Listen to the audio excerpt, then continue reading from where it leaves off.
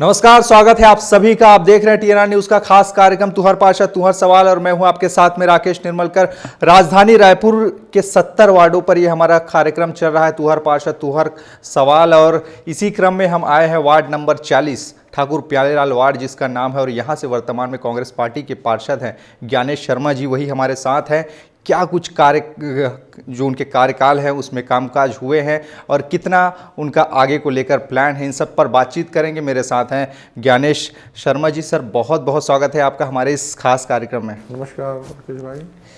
सबसे पहले तो हमारे कार्यक्रम का पड़ाव ही रहता है सर, चूँकि हमारी दिलचस्पी रहती है हर राजनीतिक इंसान से उनके जीवन के बारे में जानने की। तो आप अपने जीवन के बारे में बताइए, पहले कैसे थे, कैसे राजनीति में आए, जीवन का सफ़र थोड़ा सा समझाइए, फिर उसके बाद में राजनीतिक चर्चा पे आते हैं। छात्र राजनीति से सार्वजनिक जीवन में आए हैं। उनकी शुरुआत हम लोग छात्र राजनीति से किए। 1994 में पहली बार ब्राह्मणपारा वार्ड से मैं निर्दलीय पार्षद के रूप में निर्वाचित हुआ। उसके बाद फिर आरक्षण के चलते 2010 में मैं पंडित दीनदयाल उपाध्याय नगर से कांग्रेस का पार्षद निर्वाचित हुआ और अभी वर्तमान में आप खुद देख रहे हैं ठाकुर प्यारेलाल वार्ड से मैं पार्षद हूँ। विभिन्न सामाजिक संस्थाओं से जुड़ा हुआ हूँ और सामाजिक गतिविधियों में मेरा लगाव ज़्यादा बना रहता है। तो स्वाभाविक रूप से मेरी जो पृष्ठभूमि है वो सामाजिक है और राजनीति एक कहा जाए कि मेरा कोई पेशा नहीं है। राजनीति में जाने अनजाने पदार्पण हो गया और एक ऐसा ये लत है, जब भी चुनाव का समय आता है तो ये लत के चलते आदमी के अंदर एक जिज्ञासा, लालसा स्वाभाविक रूप से पैदा हो जाती है, जिसके चलते मित्रों के, लोगों के अपनेपन के चलते आदमी बरबस यहाँ पदार्पण कर लेता है। अदरवाइज आज की राजनीति का जो तौर तरीका है, सोच है, कहीं हम लोग अपने आप को उसमें अनफिट पाते हैं। लेकिन चूंकि सार्वजनिक जीवन में एक हमारे जीवन का एक महत्वपूर्ण हिस्सा व्यतीत हो चुका है, तब ये कहिए कि अब ये मजबूरी ही नहीं बल्कि हमारे इसमें हम अभ्यस्त हो गए हैं। अब चाह के भी हम इससे पीछा अपने आप को नहीं छुड़ा पाते। लेकिन मुझे ऐसा लगता है कि पार्षद एक ऐसा पद है लोगों से जुड़ने का, लोगों के साथ रह कर के काम करने का सबसे निचले स्तर का सार्वजनिक एक ऐसा पद है पार्षद। मुझे ऐसा लगता है कि इससे बढ़िया और कोई दूसरा पद नहीं है। अगर व्यक्ति ईमानदारी से, उत्साह के साथ यदि लोगों से जुड़ना चाहे तो सार्वजनिक जीवन की प्राथमिक पाठशाला तो यही है, नगर परिषद पार्षद का जो पद है। लेकिन अब मुझे ऐसा लगता है सभी जगहों में जो परिवर्तन आया है, इस क्षेत्र में भी उस बदलाव का असर दिखाई पड़ रहा है। मुझे ऐसा लगता है यही कारण अब थोड़ा सा मन में उचट पैदा हो गया है। हम उसमें अपने आप को थोड़ा सा फिट नहीं पाते हैं। तो मुझे ऐसा लगता है कि शायद ये, बाकी ईश्वर की मर्जी, अब हमारा ये इस क्षेत्र का ये शायद अंतिम पड़ाव हो। और हम लोग, हाँ मतलब अंतिम पड़ाव है, मतलब अब पार्षद उम्र के आधार पे भी अभी हम लोगों की बस की बात नहीं है। क्या है कि लोगों की अपेक्षाएं बहुत है और बुनियादी ज़रूरतों, आवश्यकताओं के लिए नगर निगम की जिम्मेदारी होती है उसको पूरा। लेकिन मुझे ऐसा लगता है कि आज के समय में पार्षद से लेकर नगर निगम परिषद का जो दायित्व का इतना फैलाव हो चुका है उसकी तुलना में संसाधनों की कमी के चलते कहीं न कहीं हम लोगों की अपेक्षाओं में हम पूरा खरा नहीं उतर पाते। राजधानी होने के बावजूद राजधानी के अनुरूप कहीं न कहीं मुझे ऐसा लगता है राज्य सरकार और परिषद, नगर निगम रायपुर की परिषद के बीच एक समन्वय, सामंजस्य का अभाव है, एक सोच का अभाव है। ये रायपुर शहर केवल एक शहर नहीं है, महानगर नहीं है, ये राजधानी है और राजधानी के अनुरूप इस शहर का विस्तार होना चाहिए, सुनियोजित विकास होना चाहिए। उसमें कहीं न कहीं समन्वय, सामंजस्य के अभाव में हम इसमें वो जो चाह रखते हैं वो नहीं कर पा रहे हैं। तो यहाँ तो आप ही के मेयर बैठे हैं, सरकार आपकी। सवाल मेयर का नहीं है, सवाल किसी पार्टी का नहीं है, शायद किसी पक्ष का नहीं है। मैं तो उस समय से बात कर रहा हूँ, 2000 में तब भी था, जब राज्य बना तब भी मैं उस समय जिम्मेदार पद में था। तो कहीं न कहीं सारे राजनीतिक दलों को दलगत सोच से ऊपर उठ करके रायपुर शहर को राजधानी के अनुरूप कैसे इसका सुनियोजित विकास हो, उसके लिए कैसे हम संसाधन जुटाएं, इसको दलगत सोच से ऊपर उतर के इसके लिए काम करना होगा। हमारा ये कार्यकाल, जो हमारी इस सरकार के, मैं जैसे आपने कहा ना कि हमारी सत्ता थी, हमारे इस 5 साल के कार्यकाल में 2 साल का महत्वपूर्ण समय कोरोना महामारी के चलते हम चाह के भी कुछ नहीं कर पाए और उन 2 सालों का जो असर है बाकी 2 सालों पे भी पड़ा। संसाधनों की कमी उसके चलते आया। केंद्र और राज्य सरकार के बीच जो एक सहयोग, समन्वय, सामंजस्य होना था वो नहीं हो पाया, जिसके कारण से ये जो परिस्थितियां हैं वो निर्मित हुई और बहुत सारे छोटे छोटे कारण हैं। मुझे ऐसा लगता है कि हमको रायपुर शहर को एक बेहतरीन शहर बनाने के लिए राजधानी के अनुरूप लोगों के दिमाग में लगना चाहिए कि रायपुर वास्तव में राजधानी है। इस रूप में हमको मिलजुल कर काम करने की आवश्यकता है। एक लघु एवं दीर्घकालीन योजना बनाने की आवश्यकता है। बढ़ते हुए सड़कों पर यातायात के दबाव के लिए हमको एक योजना बनाने की ज़रूरत है। उसके लिए चाहे कितनी भी बाधाएं आए, कितनी भी संसाधनों की ज़रूरत पड़े, हमको आगामी 10-20 साल को ध्यान में रख करके एक नियोजित विकास करने की आवश्यकता है। आप तो राजनीति में 1994 से, जैसा कि आपने बताया, पहली बार आप निर्दलीय लड़े, वहाँ से लेकर यहाँ तक का जो सफ़र रहा है आपका, उसमें कितना परिवर्तन परिवर्तन आया है।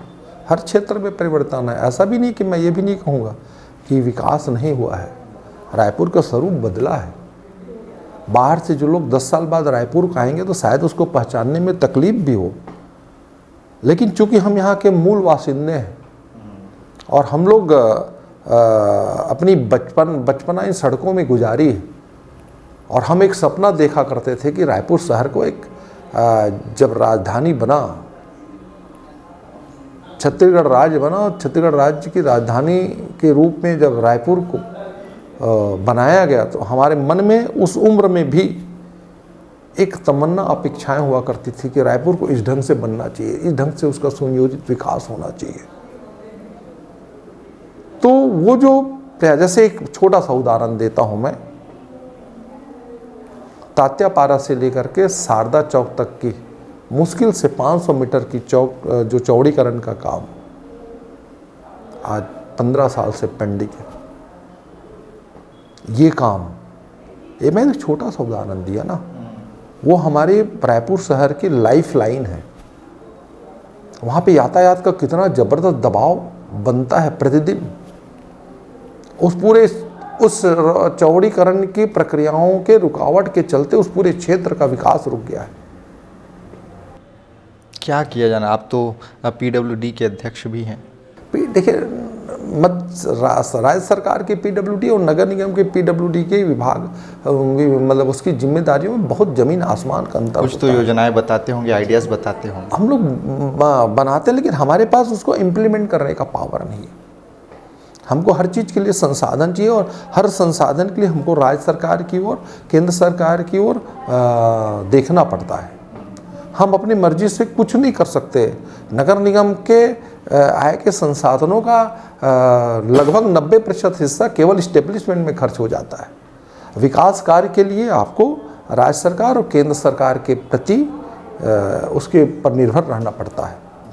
यही कारण है कि हम चाह के भी अब नगर निगम नाम मात्र का स्वायत्त शासी संस्थान रह चुका है। पूरी निर्भरता राज्य सरकार और केंद्र सरकार पर है। डेवलपमेंट बगैर उनके सहयोग के, अनुकंपा के, आप यहाँ एक सड़क काम भी नहीं करवा सकते। इस बात को शायद आप विदित होंगे, जानकारी होगी। मैं कोई अपनी कोई पीड़ा नहीं बता रहा हूँ, मैं कोई अपना व्यथा नहीं बता रहा हूँ। मुझे ऐसा लगता है कि इस दिशा में हम सब को मिलजुल करके लघु और दीर्घकालीन योजनाओं का एक वो बनाने की ज़रूरत है, और उसके अनुसार ही रायपुर शहर का बेहतरीन अभी विकास हुआ है, लेकिन बेतरतीब विकास हुआ है।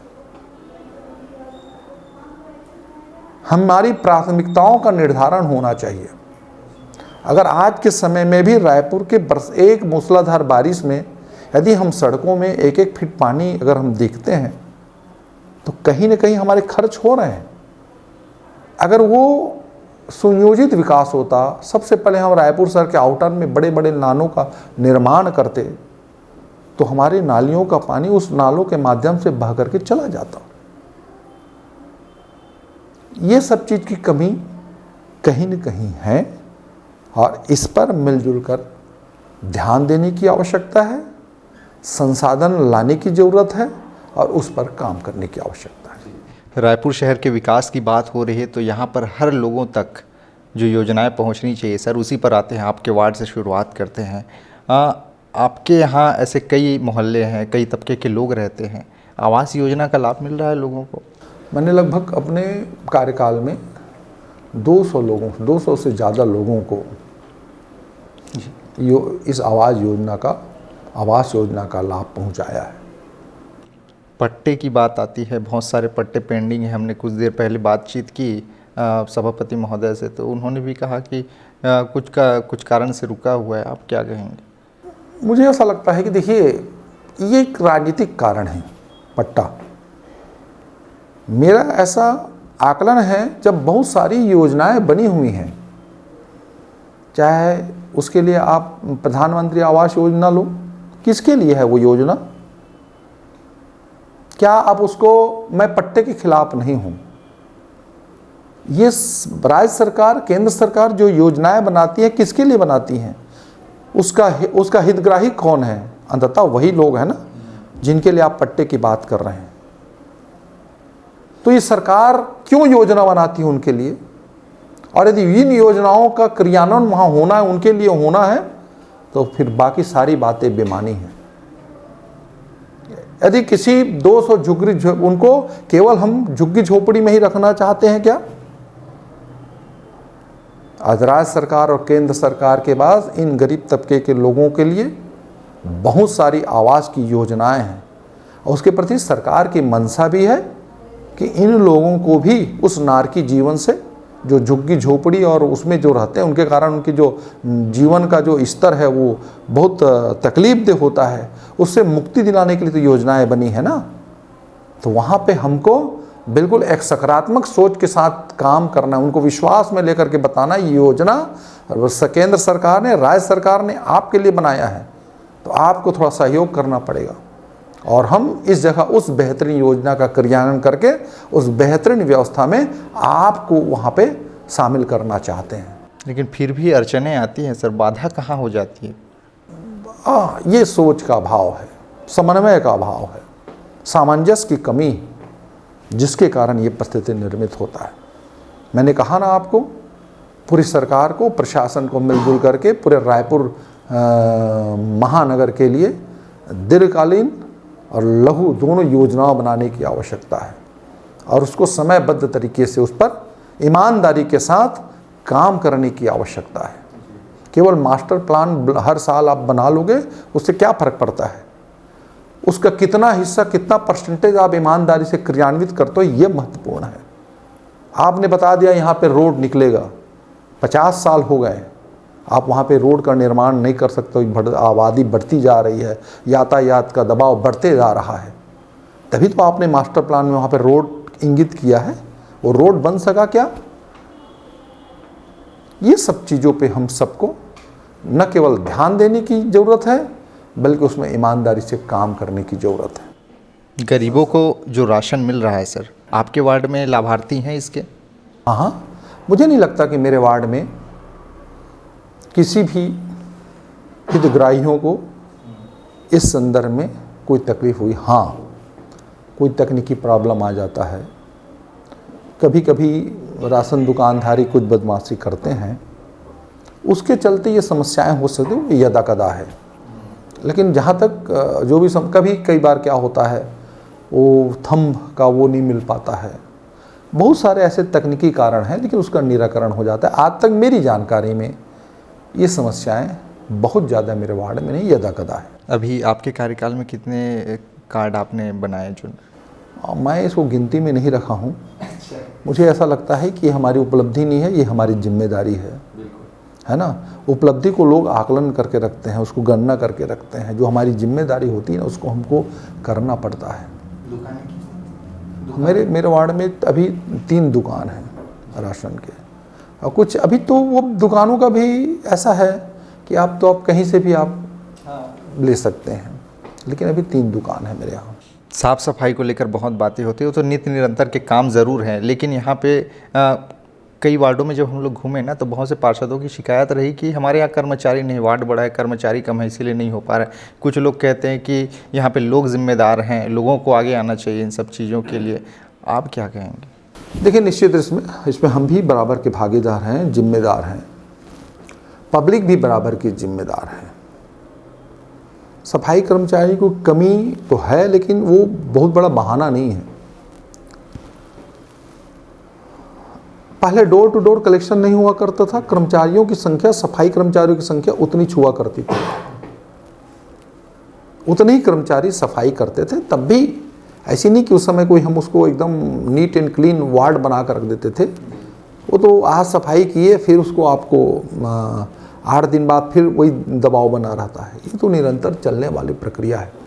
लेकिन एक जो परिवर्तन हुआ है डोर टू डोर कलेक्शन का, आज मेरे वार्ड में लगभग प्रतिदिन डोर टू डोर कलेक्शन ईमानदारी के साथ हो रहा है। कभी गाड़ियाँ खराब हो गई, उसको छोड़ दें, घर घर जा कर के कचरा उठाने का काम, कलेक्शन करने का काम होता है। लेकिन सबसे तकलीफदेह और आश्चर्य की बात यह है, घरों के कचरे रोज निकलने के बावजूद नालियों में उतने ही कचरे निकलते हैं। मतलब हमको तो अब वो नालियों के कचरों से राहत मिलनी चाहिए। महीने में 1 बार नालियों की सफाई होनी चाहिए, ईमानदारी के साथ अपन बात करें तो। आखिर वो नालियों में कचरा क्यों आता है? कहीं न कहीं हम पब्लिक पे दबाव बनाने में नहीं असमर्थ रहते हैं। पब्लिक को उनके अपने दायित्वों के प्रति आगाह करने की हमारी कमजोरी कहा जाए, या पब्लिक नहीं समझ पा रही है। लेकिन पब्लिक को भी इस बात में सहयोग देने की आवश्यकता है कि कचरे डोर टू डोर कलेक्शन हो, गाड़ी वाले आते हैं, कचरे दें, और नालियों में जो कचरे उसमें कम डाले जाएं। लेकिन दुर्भाग्य यह है कि सभी नालियों में प्रतिदिन कचरा निकलने के बाद, डोर टू डोर कलेक्शन होने के बाद, उतना ही दबाव नालियों की सफाई का होता है पार्षदों के ऊपर। ये तकलीफदेह है। इसीलिए हमने अभी एक शुरुआत की है अपने वार्ड से। मैंने एक योजना बना करके शासन के पास भेजा है। मैं अपने पूरी नगर, अपने वार्ड के नालियों को ढकने का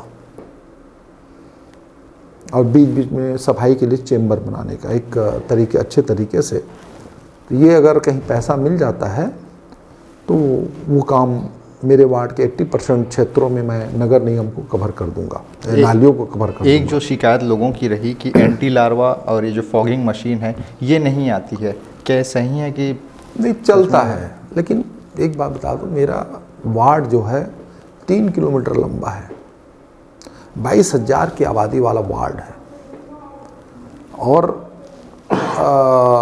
ये बहाना के रूप में मैं नहीं बता रहा हूँ, ये तो एरिया बहुत बड़ा है, आबादी बहुत बड़ी है। हमको एक साथ प्रतिदिन सभी क्षेत्रों में काम करवाना बहुत कठिन है। उनकी शिकायत जायज़ है, मैं उसको गलत भी नहीं मानता हूँ। कभी कभी हेड ऑफिस से भी हमको वो एंटी लार्वा के लिए वो नहीं मिल पाता, सहयोग नहीं मिल पाता। फॉगिंग का समय भी निर्धारित होता है कब हमको फॉगिंग करना है। तो जब नगर निगम के हेड ऑफिस स्तर पे जब इसकी शुरुआत होती तो लगभग कमोबेश सभी वार्डों में चलता है, और ठंड के समय और अधिक गर्मी के समय मच्छरों का प्रकोप कम हो जाता है, फिर उस समय हम उसको नहीं चलाते हैं।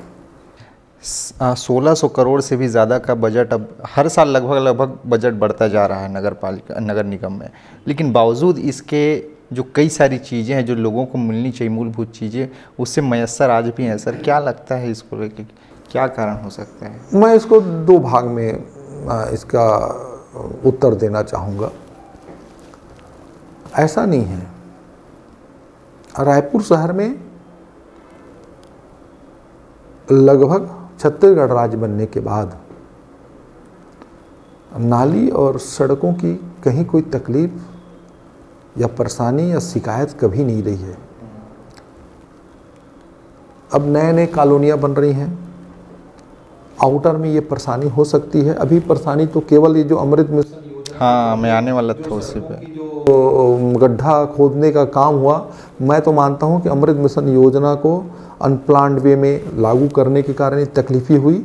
उन क्षेत्रों में इस योजना को कदापि लागू नहीं करना था जहाँ पे ये व्यवस्था पहले से ठीक ठाक ढंग से संचालित है। इस योजना को केवल उन्हीं वार्डों में, उन्हीं क्षेत्रों में, आउटर क्षेत्रों में लागू करना था जहाँ पे अभी नए नए कॉलोनियाँ बसे हैं, जहाँ पे नगर निगम ने पाइपलाइन नहीं डाला है, जहाँ पे टंकियाँ नहीं बनी है। मुझे ऐसा लगता था कि ये चूँकि ये हमारे आने इस कार्यकाल के पहले उसका ठेके का निर्धारण हो चुका था, इसलिए हम उसमें बेबस थे, उसका विरोध करने की स्थिति में नहीं थे। वास्तव में ये योजना की शुरुआत थोड़ी गलत ढंग से हो गई, अनावश्यक ढंग से पुराने क्षेत्रों में जहाँ पे ऑलरेडी पानी का बढ़िया वितरण हो रहा था, वहाँ कोई समस्याएं नहीं थी, उसको बेवजह अमृत मिशन योजना क्षेत्र में शामिल कर लिया गया। कायदे से रायपुर शहर का अभी 1/3 एरिया अभी जो नए बसे हुए हैं, जहाँ नई नई कॉलोनियाँ बस रहा है, नए नए क्षेत्र डेवलप हो रहे हैं, उन अमृत मिशन योजना और टंकियों को उस क्षेत्र में बनाना था, वहाँ उसको बिछाया जाना चाहिए था। तो ये जो स्थिति निर्मित हुई है, सड़कों के जो बढ़िया सड़क थे उनको खोदना पड़ गया, बेवजह खर्च बढ़ गया, और उसके चलते काम मतलब लोगों को जो परेशानी हुई, पार्षदों को जो परेशानी हुई, मुझे ऐसा लगता था ये कहीं न कहीं ये हमारी एक चूक है या ये कार्य अनावश्यक था। आपके यहाँ पानी की पर्याप्त व्यवस्था है, टैंकर आते हैं कि नहीं, मेरे यहाँ कभी कोई टैंकर की ज़रूरत, मेरे यहाँ टैंकर की ज़रूरत तभी पड़ती है जब किन्हीं कारणों से फिल्टर प्लांट से पानी की सप्लाई बंद हो जाता है, किन्हीं कारणों से क्या बोलते हैं किसी एरियो में पाइपलाइन फट जाता है जिसके चलने से घरों में सप्लाई नहीं होती, तभी मैं टैंकरों का उपयोग करता हूँ। अदरवाइज़ मेरी जानकारी, मेरे इस 4 साल पूरे हो चुके हैं, मुझे टैंकरों की आवश्यकता कभी नहीं पड़ी, ना मेरे यहाँ पर्याप्त पानी मिलता है। हो सकता है कभी फिल्टर प्लांट से पानी की कमी, वहाँ टंकी न भर पाने के कारण कभी कम पानी आया हो, कभी ज़्यादा पानी आया, लेकिन पानी लगभग सभी। हाँ, ये अमृत मिशन की जब योजना बनी ना तो उसमें 2-3 महीना मैं परेशान रहा, उसको टेस्टिंग करने में, उसको वाल ठीक करने में बहुत सारी परेशानियाँ आई, और कनेक्शन जो था पहले की तुलना में 1.5 गुना हो गया। ये अमृत मिशन योजना में 1.5 गुना कनेक्शन होने के कारण भी जो पहले जो पानी का फोर्स आता था उसमें कहीं न कहीं कोई कमी आई। स्वास्थ्य की सुविधा कैसी है? सामुदायिक स्वास्थ्य केंद्र है? मेरे यहाँ तो पब्लिक खुश है। शायद आप भी पता किए होंगे, मंगल बाजार में एक प्राथमिक स्वास्थ्य केंद्र है, एक डगनिया में केंद्र खुला हुआ है, फिर ये जो मोबाइल वो निरंतर सप्ताह में 2 बार आती हैं। तो मुझे आज तक इस बारे में कोई शिकायत नहीं, लोग इसका भरपूर लाभ उठा रहे हैं। सुविधाएं क्या क्या हैं? सुविधाएं क्या कुछ हैं सामुदायिक स्वास्थ्य केंद्र में? सोनोग्राफी? ना वो अभी तो उसमें वो प्राथमिक स्वास्थ्य केंद्र है, मतलब सामान्य बीमारियों के लिए लोग सर्दी खांसी बुखार इसके लिए सब आते हैं, और दवाई भी मुफ्त मिलता है। और आज तक मुझे दोनों केंद्रों से सभी लोग अप्रिशिएट कर रहे हैं। डॉक्टरों के व्यवहार भी बहुत अच्छे हैं, स्टाफ के व्यवहार भी बहुत अच्छे हैं। जो लोग भी जाते हैं वहाँ से वो एक सामान्य बीमारियों को लेकर के जाते हैं। कभी किसी को सर्दी हो गया, कभी किसी को जुकाम हो गया, खांसी हो गया, सीजनल जो बीमारी हैं उसका निदान वहाँ हो जाता है। और मुझे नहीं लगता है कि इस बारे में मेरे वार्ड में कोई शिकायत है। एक आध 2 शिकायत होंगी तो उसके बारे में मैं नहीं कर सकता। गार्डन मेरे पास एक बड़ा गार्डन है अनुपम गार्डन, दूसरा छोटा गार्डन है मुकुट नगर का, और 2 छोटे छोटे और गार्डन हैं। वहाँ पर जो शिकायतें मिली है असामाजिक तत्वों की, आपके पास आई है कभी? ये केवल मेरे वार्ड की समस्या नहीं है, सभी के प्राय पूरे रायपुर शहर में जितने भी उद्यान होंगे उस पूरे उद्यानों में ये शिकायत आम है। कहीं न कहीं पुलिस विभाग और नगर निगम के बीच एक समन्वय का अभाव के चलते ये परेशानी थोड़ी बहुत है। लेकिन हम लोग पास भी शिकायतें आती हैं, और आजकल जो शिकायत है ना वो एक अलग टाइप की शिकायत है।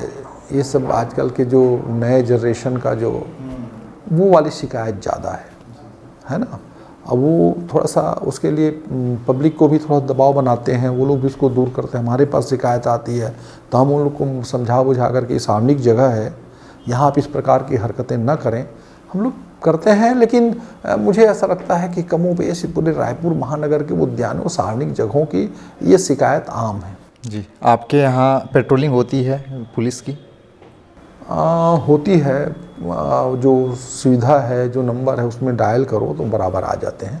अभी तक वो परेशानी नहीं हुई है, लेकिन कहीं न कहीं पुलिस विभाग को अपना दबाव और ज़्यादा बनाने की ज़रूरत है। क्या होता है कि पुलिसिया डर जब तक इन लोगों के मन में नहीं होगा, है ना, तब तक मुझे ऐसा लगता है कि ये जो तकलीफ़ है ना उससे हम निजात नहीं। हमने कांग्रेस पार्टी के पार्षद समीर अख्तर जी से जब बातचीत की तो उसमें उन्होंने कहा कि मैंने अपने वार्ड में सीसीटीवी कैमरा लगाया, मैं देखता रहता हूं कि कहां क्या हो रहा है। आपके यहाँ ऐसी कोई आपने कोई कार्य योजना बनाकर कोई इम्प्लीमेंट किया है क्या? है ना, बीच में ये योजना पुलिस विभाग के नियंत्रण में चला गया था, प्रमुख चौक चौराहों में लगाया गया है। हमने एक आवेदन किया है कि अब चूँकि मैं बताया ना, आप मेरा वार्ड बहुत बड़ा है और मुझे 20-25 कैमरों से कुछ होना भी नहीं है। लगभग मेरे यहाँ 200 कैमरे की ज़रूरत है, और 200 कैमरा लगाने के लिए बजट का अभाव है। तो मुझे ऐसा लगता है कि वो शायद 5 लाख तक का सेंक्शन का। मैं बोला भाई लगाना है तो पूरा लगाओ, सारी जगह डिमांड आ रही है, मैं एक पर्टिकुलर क्षेत्र में लगा दूंगा तो बाकी लोगों को तकलीफ़ हो जाएगी, वो नाराज़ हो जाएंगे। तो प्रमुख चौक चौराहों में तो लगा हुआ है स्मार्ट सिटी के माध्यम से। बाकी लगभग अब राजधानी के रूप मैंने कहा ना, ये सुविधा तो नितांत आवश्यक है, और इसके लिए प्रशासन जिलाधीश कार्यालय से भी नगर निगम मुख्यालय समन्वय होकर के पुलिस डिपार्टमेंट को इस दिशा में थोड़ा सा अच्छे से कार्रवाई करना चाहिए। पेंशन की बात कर लेते हैं सर। पेंशन जब हम लोग बुज़ुर्गों से बात करते हैं बहुत कोसते हैं अपने जनप्रतिनिधियों को कि हमें इसका लाभ नहीं मिल पा रहा है, क्या कहेंगे?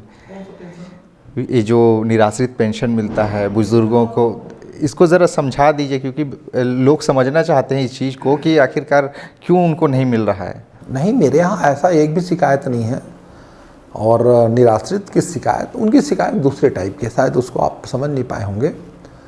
ये जिनको निराश्रित पेंशन मिलता है या निराश्रित की जितनी भी योजनाएं हैं,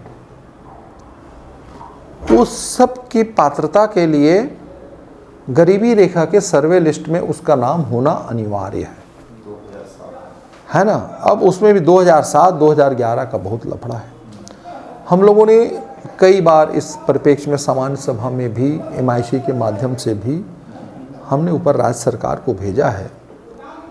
चूँकि ये सर्वे की जिम्मेदारी भारत सरकार की है, तो उनके माध्यम से हमें अपुष्ट ये जानकारी मिली 2021 की जनगणना में इन सारी चीज़ों का समावेश है। अब लेकिन दुर्भाग्य से वो 2021 की जनगणना का वो नहीं हो पाया है, खुलासा या उसको सार्वजनिकरण नहीं कर पाए हैं। इसके चले से वो कार्य पेंडिंग। इसके कारण से बहुतायत लोग जो वास्तव में जिनको निराश्रित योजना का लाभ मिलना चाहिए वो नहीं मिल पाया है। अब उसमें भी हम लोग कुछ नहीं कर पाएंगे, सिवाय बहाना बता सकते हैं आपका नाम नहीं है, लेकिन नहीं है तो उसको कुछ कर भी नहीं सकते, आप कोई कुछ नहीं कर सकता। ये मतलब उसमें जो मेन परेशानी है वो ये है। चलिए, ज्ञानेश शर्मा जी अपना राजनीतिक भविष्य कहाँ तक देखते हैं? हम तो ऐसे हैं, हारिए न हिम्मत, बिसारिए न हरिनाम, और जाही विधि राखे राम ताही विधि रही हो। जैसा ईश्वर की कृपा होगी, जैसा हमारा कर्म अच्छा रहेगा, हमारा काम है प्रयास करना, है ना। अब प्रयास करते रहो, ईमानदारी से करते रहो, जो भाग्य में जितना लिखा होगा वो मिलेगा। और अब बहुत ज़्यादा अपेक्षाएं भी नहीं हैं, है ना। हम रविंद्र चौबे जी और भूपेश बघेल जी के कृपा से हम योग आयोग तक पहुंच गए। 3 बार नगर निगम के तीनों कार्यकाल में MIC रहे। मुझे ऐसा लगता है कि आगे की जो वो है, अब वो भाग्य पे भी निर्भर करता है। अगर व्यक्ति के भाग्य में नहीं होगा, इतने सारे लोग लाइन लगाए बैठे रहते हैं, तो मैं जब नीचे देखता हूँ तो मैं अपने आप को सौभाग्यशाली मानता हूँ। जब ऊपर देखता हूँ तो तकलीफ़ होती है, इसलिए मैं ऊपर नहीं देखता, सीधा देखता हूँ। जिस दिन ईश्वर चाहेगा ना, उस दिन सब ठीक होगा। और हमारे लिए जो ईश्वर जो चाह रहा है, मेरे अच्छे के लिए चाह रहा है, ये सोच करके मैं अपने आप को संतुष्ट कर लेता हूँ। बहुत ज़्यादा महत्वाकांक्षा पालना अपने लिए तकलीफ हो सकता है। बहुत ही सरल तरीके से आपने कह दिया, लेकिन रायपुर का भाग्य क्या कहता है? इस बार अविश्वास प्रस्ताव लाने वाली है भारतीय जनता पार्टी, ऐसा है समाचार में। क्या लगता है, पास हो पाएगी? देखिए, कोई भी, ये एक वैधानिक संस्थान है। नगर निगम की परिषद एक्ट से चलता है। मेरे आपके चाहने से कुछ नहीं होता। 4 साल तक ये लोग नहीं ला पाए। 4 साल तक इन्होंने कभी पहल नहीं की। अभी आखिरी कार्यकाल का साल है। सरकार बदलता है तो अपेक्षाएं बदल जाती है, नए इच्छाएं जागृत होती हैं। स्वाभाविक है, उसमें कोई गलत नहीं है। विपक्ष का काम है, उनको अपने धर्म का निर्वहन करना चाहिए, जो उसके अधिकार क्षेत्र में है, जो उसकी जिम्मेदारी है ना। और अगर लगता है कि उनको लाना चाहिए तो लाएं। हम लोग तैयार बैठे हैं। यदि संख्या रहेंगी, सब संख्या बल पर निर्भर करता है, तो शायद मुझे लगता है कहीं न कहीं आंकड़ों का मामला है। आंकड़े उनको हिम्मत नहीं बता पा रही है कि वो ये लाएं। बाकी आगे देखो क्या होता है। अभी तो सरकार का गठन नहीं हुआ है। सरकार गठन होने के बाद बहुत सारी परिस्थितियां निर्मित होगी। सवाल ये नहीं है कि अविश्वास प्रस्ताव लाया जाए कि नहीं। सवाल ये नहीं है कि इस रायपुर नगर निगम में किस पार्टी की परिषद बैठती है। सवाल इस बात का है कि हमने जो पहले ही आपको भूमिका में बताया कि ईमानदारी के साथ हम चाहे किसी भी दल के चुने हुए पार्षद हों, पार्षद बन जाने के बाद हम रायपुर शहर के 15 लाख जनता का प्रतिनिधित्व करते हैं। दलगत सोच से ऊपर उठ करके ईमानदारी के साथ सबको मिल बैठ करके रायपुर शहर के बेहतरीन और सुनियोजित विकास के बारे में, प्लान के बारे में बैठ करके चर्चा करना चाहिए कि हमारा रायपुर ऐसा होना चाहिए, हमारे रायपुर में इस चीज़ की कमी है, इसको इस ढंग से उसको ठीक करवाने की ज़रूरत है। हमारे लोगों को बुनियादी सुविधाएं जो आवश्यकता में कहीं हमारी ओर से कमी हो रही है उसको किस ढंग से हम ईमानदारी के साथ पूरा करें, इस बारे में प्रयास करने की ज़रूरत है। सत्ता तो आते जाते रहता है, परिवर्तन होते रहता है, लेकिन लोगों के साथ हमेशा हर सरकार, हर परिषद उनकी अपेक्षाओं के अनुरूप काम करे, ये ज़्यादा महत्वपूर्ण है। जी, आपकी बात से मुझे अटल बिहारी वाजपेयी जी की वो सदन की वो भाषण याद आ रहे हैं। खैर सर, बहुत अच्छा लगा आपसे बातचीत करके। जाते जाते आपके वार्ड वासियों को यदि हमारे माध्यम से कोई संदेश देना चाहें। नहीं, मैं तो अपने वार्ड वासियों से कहूँगा, उनकी अपेक्षाओं और विश्वास के अनुरूप उन्होंने मुझे, एक अनजान व्यक्ति को उन्होंने विश्वास करके चुना। मैं इस बात से सहमत हूँ कि मेरे से त्रुटियाँ, जिम्मेदारी राज्य स्तरीय हो जाने के कारण शायद अब मैं अपने दायित्वों का उस रूप में निर्वहन नहीं कर पाया होऊंगा, लेकिन मैं जब भी मेरे वार्ड के किसी भी व्यक्ति का मेरे पास फ़ोन आया, मैंने उसको उठाया, उसका निराकरण किया, हर संभव प्रयास किया। आदमी अपने जनप्रतिनिधि से एक बात की अपेक्षा तो ज़रूर रखती है कि कम से कम जनप्रतिनिधि उसके साथ सद्व्यवहार करे। यदि उससे मिलने जाए तो उसे मीठी वाणी से उसका स्वागत करे और उनकी जो बातें हैं उनको सुने और समस्याओं का निराकरण जो संभव है, इस दिशा में मैं हर संभव प्रयास करता हूँ। कुछ त्रुटियाँ, कमियाँ, खामियाँ स्वाभाविक है, लेकिन ये आने वाला जो 1 साल का समय है उसमें भी मैं उन कमी खामी को दूर करने का, जो मैं खुद महसूस करता हूँ, जिसको मुझे खुद का अपना इस मामले में आकलन हो चुका है, उसको ईमानदारी से दूर कर पूरा करने का प्रयास करूँगा। कौन कौन से वो बिंदु रहेगी जिन पर आप काम करेंगे इन 1 साल बचे जो 1 साल जो आप बता रहे हैं? मुझे ऐसा लगता है कि पार्षद के 3 महत्वपूर्ण बुनियादी कार्य हैं: सफाई, पेयजल, शुद्ध पानी और स्ट्रीट लाइट। जी। और एक जो सबसे बड़ी समस्या, शायद आपने सारे वार्डों में भ्रमण किए होंगे, जन पूछे होंगे पब्लिक से, तो अभी रायपुर शहर में 2 समस्याओं से पूरा शहर जूझ रहा है।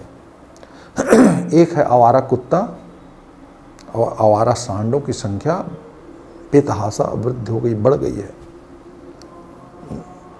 काटने की समस्या और आवारा सांडों से लोगों को जो कई बार परेशानी हो रही है, उसको वास्तव में निराकरण करने की आवश्यकता है। मैंने महापौर से भी चर्चा किया है, हम लोगों ने एक प्रस्ताव पारित भी किया है उसके लिए, एक बेड़े बनाने के लिए।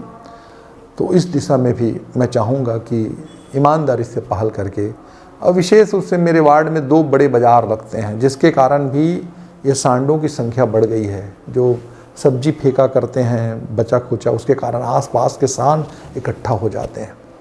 उसको पकड़ने और पकड़ के ले जाने में, उसको रखने भी बहुत तकलीफ होती है। तो इस संदर्भ में मैं नवनिर्वाचित हमारे विधायक महोदय से, मूड़त जी से बैठ करके, महापौर से बैठ करके, और जो भी हमारे प्रभारी मंत्री होंगे सबसे मिल बैठ करके चर्चा करके उसका निराकरण करने का प्रयास करेंगे।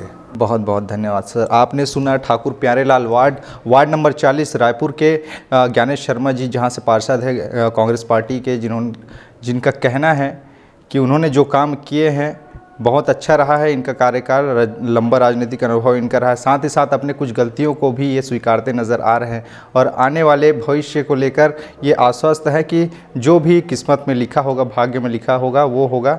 बाकी कोई इनकी अपेक्षाएं राजनीतिक रूप से नहीं है। बहरहाल इस खास कार्यक्रम में इतना ही। अगली बार होगी आप सबसे फिर मुलाकात, तब तक के लिए अनुमति दीजिए। नमस्कार।